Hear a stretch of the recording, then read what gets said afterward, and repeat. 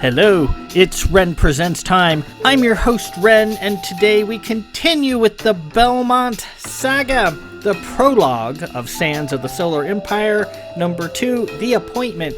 And I don't know what the hell possessed me, but this chapter, Prologue 2, The Appointment, is almost 20 pages long. Why didn't someone hit me upside my big head when I wrote this? I just don't get it.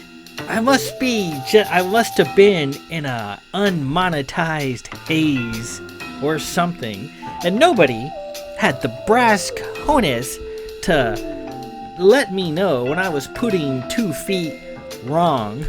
Anyways, it's gonna be a long one. I can't spend a whole lot of time pussyfooting around with peremptory materials. We gotta get to it. Otherwise, I'm gonna be here all night long, and consequently, so will you if fate smiles. One thing before we begin, I mentioned last week that I wanted to present the fleet as kind of an austere, tradition-laden organization, and some of the traditions seen by us, a casual observer basically, seems a little weird, kind of goofy, maybe even a little funny. And I meant that on purpose.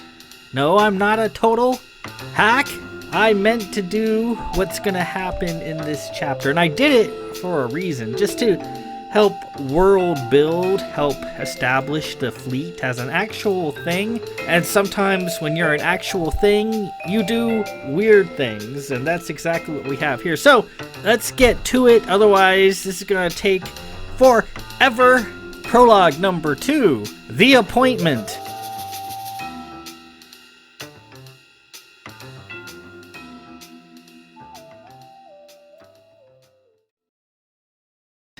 The day of days had arrived. Paymaster Stenstrom, Lord of Belmont-South Tyrol, was to face appointment as captain of the old main fleet vessel, Seeker. He sat in a small holding room at the main fleet complex in Armenelos. The room smelled of fine food. A lavish breakfast had been brought in earlier by the fleet orderlies. A big breakfast served to an appointment candidate was tradition, for once he or she stepped out onto the red velvet and pooled light of the Admiralty floor, one could expect to be there all day and not have the opportunity to eat again until late evening. A hearty breakfast was meant to sustain the candidate for that prolonged period of time. Stenstrom so far had only picked at the plate of eggs and bacon, hashed potatoes, airy pancakes, and ham set before him. He'd spread a bit of marmalade on a slice of toasted bread and ate it, but that was all so far. Stenstrom wasn't alone in the holding room. He had esteemed company. Captain Davidge, the Lord of Blanchfort, was his sponsor for this appointment, and was to offer the opening remarks on the floor. Davidge was the Seeker's original and most famous captain, a fighting captain from the north and the scourge of the Zaffin hordes. He sat at the table regal in his fleet uniform, blue-haired with his longish locks tied back in a tail, Vith style. His glinting carg sat saddled at his waist. Stenstrom paced the room like a beast. One thing you need to know, Bell, is that the Admiralty floor is wrung out. I'm certain you share telepathy with select people. I do. I share a deep telepathy with my countess and sometimes with my first officer, but that's all. For I've always believed that one's mind should be private. I don't even share telepathy with my children. However, the Admiralty floor is designed to pierce your mind. You shall hear many voices in your head. Sometimes it can be difficult to know when one is speaking or simply thinking, so be ready for that. It can be overwhelming.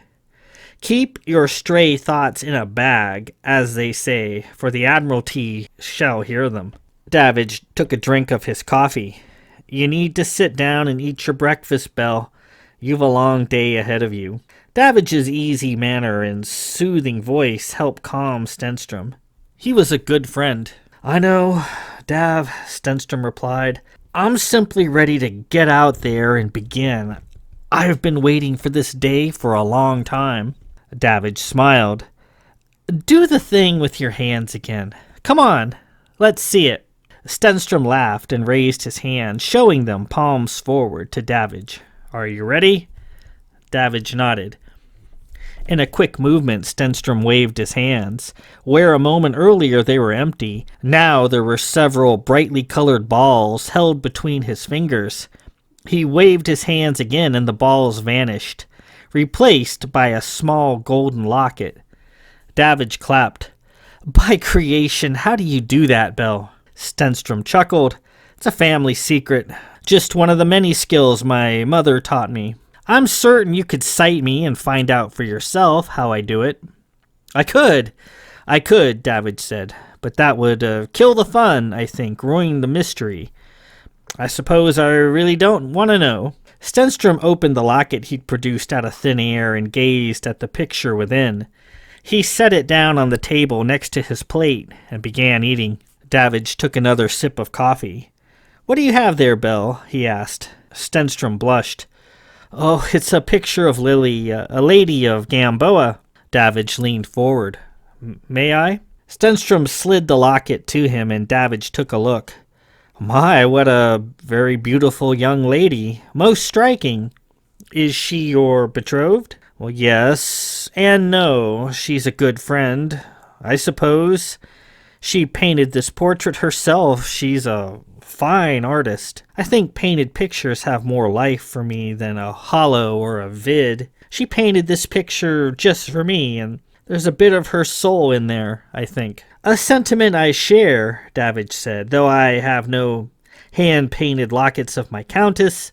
Sig can't paint. So she's just a good friend then, this Lily of Gamboa? Stenstrom tucked into his eggs. Well, it's rather complicated. We fell in love several years ago. It was my mother's doing. She'd arranged for us to meet, and oddly enough, it worked out, though I usually resisted my mother's attempts to pair me up with somebody. I asked for her hand, but she, being a heady lady, didn't offer hers in return. Instead, she offered a compromise. She noted how young we both are and how we have seen little of the league around us. She offered 5 years. 5 years for both of us to explore and see what's out there, free of strings or entanglements.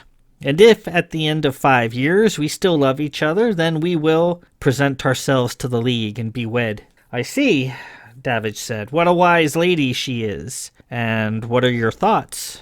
Well, we've a year to go. I've been around. Obviously, I went to school in Bern, became a paymaster, sailing the heavens, mostly with you, but I've not yet met her equal. I doubt I will. I'm ready for Lily. I wish she were here with me this very day. And how does she feel? Stenstrom thought a moment. I really don't know. I've not heard from her in some time. My letters go unanswered, my comms and vids unopened. Perhaps she's moved on, though I continue to have hope. He noted his attire. Lily helped me pick out my fighting uniform here, my shirt, my boots, my pants, and this coat that I love so much. Davidge finished his coffee. Yes, that coat, he said, eyeing it hanging over the chair. If I may offer a bit of sound advice, I would use the time given to you as best you can. You have 5 years. Use it. Let your heart soar. The last thing you would want is to look back someday and say, I had 5 years and I wasted it. That would simply lead to regret. An old-fashioned clock hanging near the door chimed. Davidge stood and approached the seated Stenstrom. It's almost time. Stenstrom put his coat on. It was a beautiful coat, dark hunter green, silver and gold embroidery, and the letters HRN standing out in silver on the collar. Stenstrom took his locket and placed it in a pocket inside the coat's breast. Lily picked this coat out for me. We were in Min's when she found it. I adore my coat, he said. Makes me feel close to her. I advise you to wear something else, something less inflammatory. Well, as you said, I have to stand up to the admirals, and I shall do so with my coat if I must. It's just a coat. He put on his huge triangle hat and adjusted it. Yes, just a coat. No, just a piece of rotten fruit that comes raining down on you in your HRN coat. The admirals pay for the right to throw things down onto the debating floor. It's a traditional way of making a fervent point, and this coat will give them their money's worth, I fear. Davidge then took the black silk mask Stenstrom was wearing and straightened it. Stenstrom's blue eyes sparkled through the holes. Davidge shook his head. You know, the first time I saw you wearing a mask, I honestly didn't know what to think. I recall having you clapped in irons, and I thought, who in creation is this fellow? It's just something I have to endure. I promised my mother I'd never endanger myself. Tended to be a worrywart. This mask protects me from all the things she conjured at me before she died. Again, elders rest her soul. She sent demons at you with the thought of keeping you safe? Yes. And you're certain you cannot take it off, if only for a few hours? Well, if I do, the admirals shall get to watch me die upon their floor, remove my mask and the charms within, and I die. Davidge clapped him on the shoulder. Well, so be it. Just be ready to be rather inconvenienced this afternoon. The clock stopped and the door opened. An adjutant stood in the doorway. Sirs, the gallery is assembled. The Admiralty awaits. Davidge turned to the adjutant. Thank you. We're coming. Side by side they left the room and began the short walk to the Admiralty floor. Stenstrom, fully decked out, could see the red carpeting and pools of circular light waiting ahead.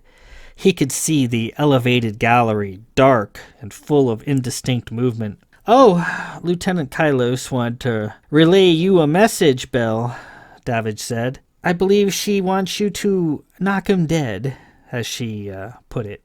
She also wanted me to give you a little love tap across the jaw for her, but I think we can dispense with that for now. She, like Sig and myself, are all very proud of you. Stenstrom laughed. Davidge spoke again as they walked. You know, Bell, a Seeker's over 40 years old. That's pretty veteran for a main fleet vessel that's seen a lot of action. Most warbirds cycle into the smelter long before that, and I must say, I put her through my fair share of hell. But no matter what, she always came through, always found the strength to get me and Sig and my crew home. Lord Milos Probert, the designer of the Seeker and a good friend of mine, has always scoffed at the notion that these huge birds, these great ships he designed, have a soul, and that we in the fleet captaincy are too sentimental, assigning a great machine with feelings and a soul. Lord Probert is wrong, Bell. The Seeker has a soul, and a heart to match. Captain Gona took away much of the honor she'd acquired, and took away part of her soul. Give it back to her, Bell. She deserves it. Make her into a great warbird again, and she'll never let you down. As Davidge predicted, the Admiralty floor rang out with thought. Voices filled Stenstrom's head, turning the whole place into a surreal, noisy dream bathed in red carpet. I'm hungry. Did you see that beautiful woman in the lobby? Do my leggings make me look fat? Who's this fellow we're looking at today? Down on the red carpet in a pool of sterile light, he sat in the ornate chair as the appointment began. Lord Davidge stood before the gallery and made his opening remarks. That's Captain Davidge down there. Oh, look at him. Did he say paymaster? The appointee is a paymaster? He is a paymaster. A paymaster? Who's his mother again? Oh, he's a handsome fellow, do you see? What's he wearing? Is that a mask or a trick of the light? Stenstrom watched Davidge as he easily commanded the floor. His lovely fleet uniform, his collar speckled with gold stars and ivy, his blue Vith hair tied in a bow as they did in the north, his heavy cark flashing at his side. Stenstrom didn't have the sight like Davidge did. Under the lights high overhead, he couldn't see much in the crowd. He just knew there were a lot of people up there, rustling about, raining their thoughts down upon him. Lord Davidge disarmed the admirals to a large extent. He spoke rather eloquently, describing Lord Stenstrom's upbringing and pedigree in the house of Belmont-South Tyrol. his mother's status as a Lady of Tyrol, and most importantly, his father's legendary status as Captain of the Caroline for over 19 appointments. That was a bedrock list of endorsements. I played golf with Captain Stenstrom last week, or did I? Who was that? Are Tyrols of Esther or Barrowstock? The admirals muttered to themselves. Very impressive. Lord Davidge spoke well, as always, and brought up a number of excellent points. And then there was money, which always impressed the Admiralty. Lords and ladies with ready cash were always looked upon with high regard. The fleet, mighty and graceful, was fueled primarily by privately donated monies. New ships, new research, new appointments were all incredibly expensive, and the lord or lady who could offer up a healthy sum was always a welcome sight. Again, the Admiralty was impressed and defanged. He's got how much? Belmont sesterces. How do those exchange into Grenville Solaris? Oh, wow. We can renovate the Eastern Fleet Wing with that. With Davidge having thoroughly greased the admirals, the remaining part of the appointment should be a breeze, what with pedigree, familial connections, a stately mother, a legendary father, and tons of ready cash. Lord Stenstrom should be an easy shoo-in. But then, Lord Davidge had to sit down, and Lord Stenstrom himself stood and took the floor to be interviewed. That's when the fireworks began. Lord Stenstrom was a commandingly tall figure. He towered over the tall Lord Blanchford. He certainly looked the part. Look how tall! He's a beanpole! Is that a uniform he's wearing? Paymasters aren't supposed to wear uniforms. From somewhere in the gallery, an admiral spoke, or did he? Lord Belmont, came the voice. How long have you been a fleet paymaster? Stenstrom cleared his throat. 3 years, good sir. I was trained in Bern. And where did you receive your tenure for admission into the Ibana Brotherhood? Stenstrom considered his response. Calvert. Calvert, I see. And aboard what ships did you serve? The Sandwich, sir, a frigate, followed by the New Faith. The gallery rustled. And you have not been involved as a crewman or officer either in the Stellar Fleet or Marines? No, great sir. But he's wearing a uniform. It's a lovely uniform. Lord Belmont, the Admiral continued, you stand before us wishing to assume the captain's chair of a main fleet vessel, a warbird. You have created a career for yourself as a paymaster, not as an officer or crewman. We wish to know why this is the case. Tell a tawdry lie, Davidge had said. Stenstrom thought a bit of truth would be better. My late mother, fearing for my father's safety through the years of service in the fleet, wished me to practice a more sedate career, and I became a paymaster. I honored her request. Your mother? Yes, sir. One should honor their mother. The thoughts rolled in. I hate my mother. Perhaps he's a grand Nancy boy.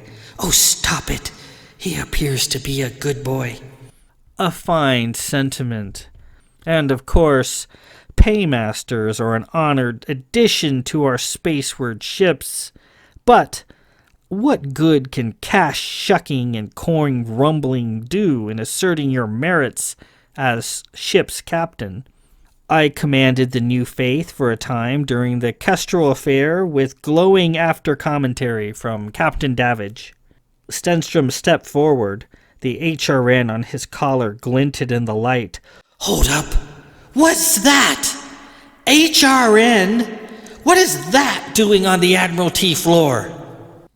The gallery was beginning to froth. Good Lord Belmont, what, pray, are you wearing? Pardon? Your coat! Where did you get that coat? Stenstrom looked at his sleeves. I purchased it on the open market. I fail to see what relevance my coat has in this matter. That coat, sir, is the costume of the Hoban Royal Navy. Perhaps you've heard of them. Miss, I have a bushel here. Fruit, make it rotten. He's wearing a Hoban Navy coat. Fruit, give me fruit to throw. Stenstrom was starting to feel he should have listened to Davidge.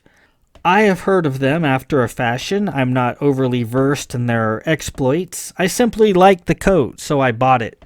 The Admiral spoke again. Allow me to fill you in, sir.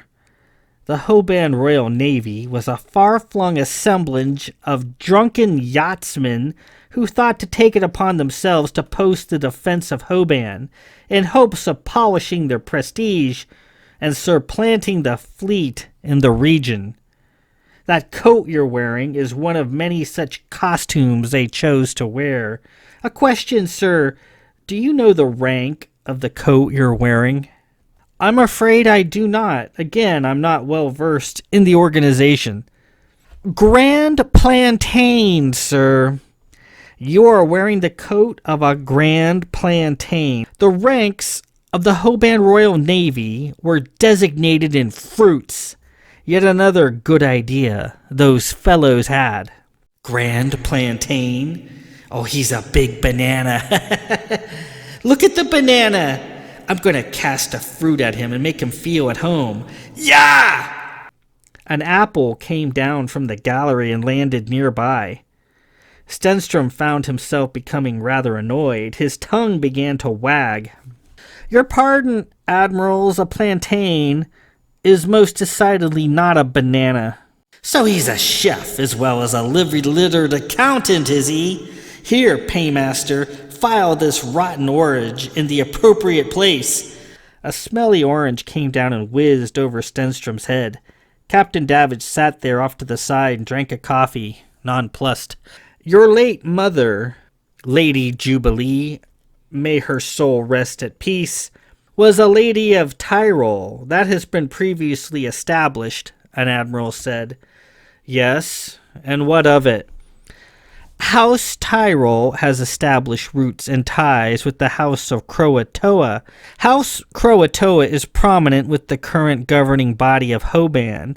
It is that body that formulated the Hoban Royal Navy and unleashed it upon space. Irrelevant, sir. Again, neither I nor my departed mother have ties to the Hoban Royal Navy. Again, I simply like the coat. The admiral who had been speaking continued. Regardless, sir, you come before us, a green-fisted clerk wearing the trappings of a clown, and I must know, for I can bear it no longer, why in creation are you wearing a mask?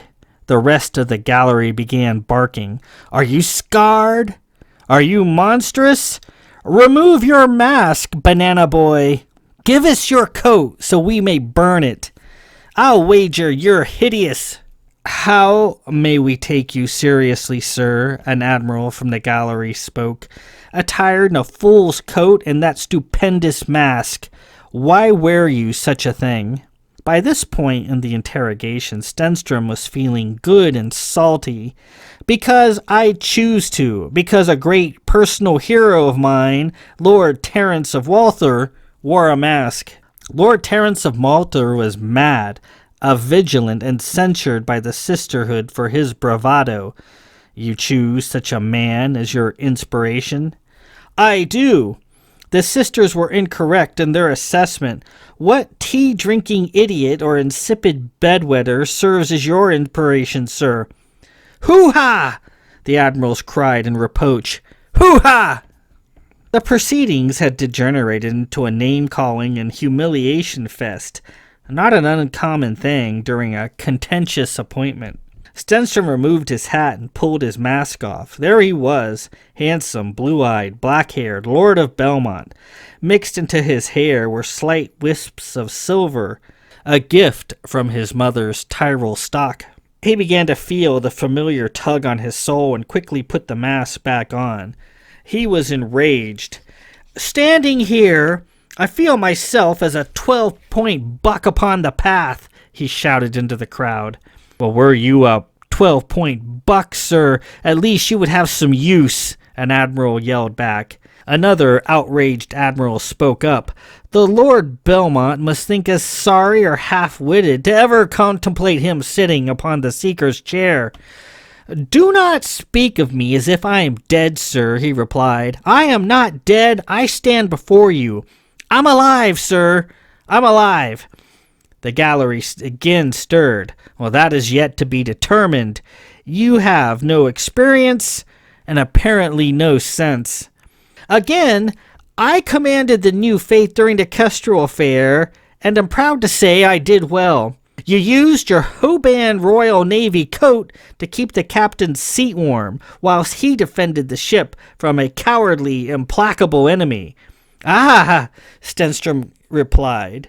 Cowardly, a true buzzword here in the Admiralty. Oh dear. Davidge sat there and shook his head. Get me a bushel. Somebody threw a head of cabbage down and got Stenstrom in the shoulder. Huzzah! Right in the face, a fine cabbage cast. Stenstrom picked it up and started to throw it back into the gallery. A small adjutant ran up to him and held out a collection basket. Stenstrom got out his money purse and put the whole thing in the collection basket. He's throwing! Stenstrom threw the cabbage back into the gallery. Soon the adjutant returned with a basket full of vegetables. Grabbing 2 hands worth, Stenstrom started throwing in earnest. I'm hit! Ah, me, I'm hit! By thunder, he'll be a pair of tongs short of a salad when I'm finished with him. Gah! I just hit Admiral Vang in the back of the head. Apologies, Admiral.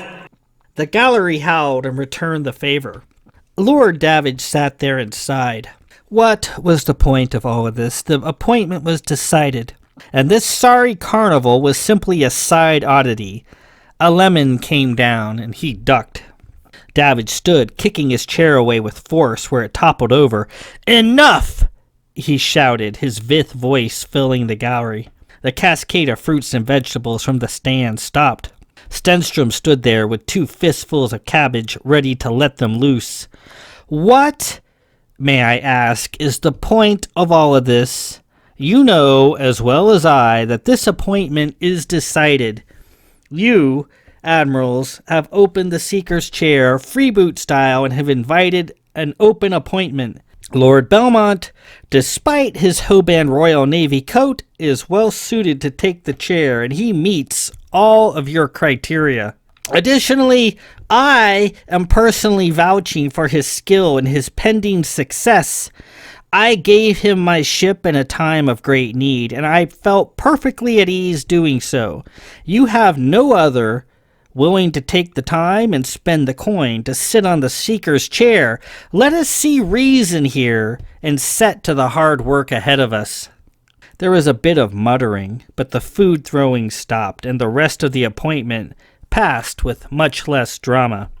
Let him have the chair and pay his coin. See if he keeps it. We can make things rather difficult for him. Welcome to the fleet, Captain Stenstrom, for as long as that lasts. Several hours later, Stenstrom sent a comm home to his father. He'd been appointed as captain of the Seeker. And with that, we conclude Prologue number 2, The Appointment. So, that was a long chapter, and it was a little weird, as I said. Lots of name-calling, and hooting, and even fruit and vegetable throwing. I once watched a session of British Parliament on C-SPAN. I don't know, it was late at night, it was on, I watched it. Oh my God, it was almost unreal. All these people who are in the heights of power in one of the most advanced and civilized countries in the planet, yelling and catcalling and hooting as someone on the floor tried to give a speech. And it was ridiculous. It was rude. It was somewhat bawdy. I couldn't believe it. And that always stuck in my mind. So that's what I wanted this appointment scene to be like, where the admirals are having a hard time with some of the aspects of Lord Stenstrom. Lord Stenstrom is a paymaster again. He's not an officer or a crewman in the fleet. He was basically a civilian clerk aboard the New Faith, Captain Davidge's ship, and he was Captain Davidge's clerk for a long time. But he was a fighting clerk. He went, endured all the adventures Captain Davidge put him through. He took the command of the Seeker for a little bit when the captain was away, and he did a decent job. He's kind of weird with this mask that he wears, and apparently it's some sort of arcane thing that he has to wear or his soul will be ripped apart by demons sent by his late mother. All these things we'll get into later in the book. I wanted to give Paymaster Stenstrom a lot of secrets, a lot of strangeness in his background as why he's a clerk instead of an actual officer or crewman, if that's where his heart lies. We find out later why Captain Davidge touched upon it, and it's pretty weird. We find out that he's wearing a Hoban Royal Navy coat, and as the Admiral said, the Hoban Royal Navy was a group of gentlemen and ladies from Hoban who wanted to supplant the fleet in the area around Hoban. Hoban's a very influential planet near the League-Zaffin border. And they had beautiful coats, and they flew about with a fleet of corvettes that they had all purchased. But they didn't last very long. Princess Marlith of Xandar had several victories against the Hoban Royal Navy, sinking a lot of their ships. The fleet had to come in and save some of them. And eventually they were disbanded, some were thrown in jail, and most of their kit and attire was burned, basically. So there's not a whole lot left of the Hoban Royal Navy. But apparently there was one sitting in a market somewhere on Cana. Stenstrom's girlfriend, Lady Lily, found, and he wears this coat, this artifact from a bygone time, and it's pretty offensive to the Admiralty of the fleet seeing this coat. Captain Davidge was wise when he said you really shouldn't wear that, and because that became a point of contention on the floor, and then that's what started all the fruit throwing and whatnot. Again, I wanted the fleet to have some strange traditions and practices.